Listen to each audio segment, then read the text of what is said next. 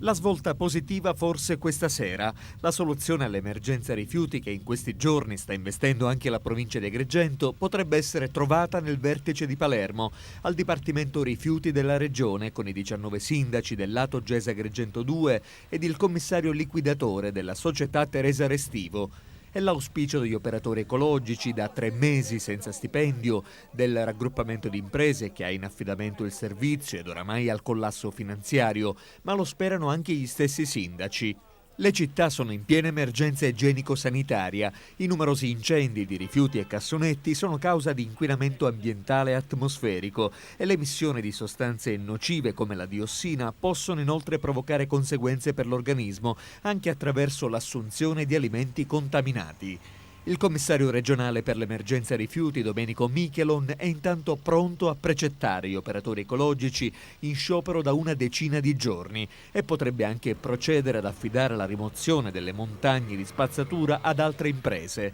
Ad Agrigento il sindaco Marco Zambuto rivolge un accorato appello agli operai delle ditte affinché nell'imminenza dei riti religiosi del Venerdì Santo si adoperino per rendere dignitoso il passaggio delle processioni.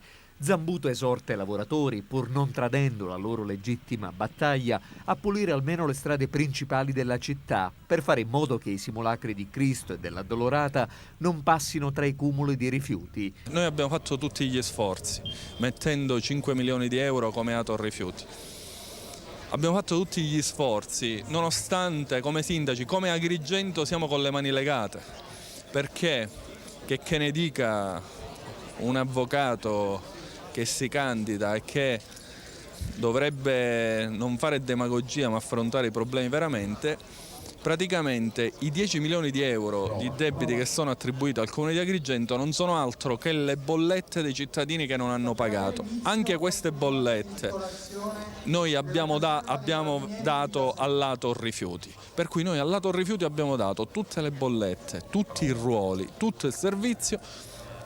E chiediamo per questo alla Regione Siciliana di riavere il servizio, di poterlo finalmente gestire noi con le nostre mani, perché allora la Regione Siciliana intervenga. Una volta che noi ci hanno spogliato delle nostre competenze, dei nostri ruoli, la Regione Siciliana intervenga, non può stare a guardare lasciandoci così marcire sui rifiuti.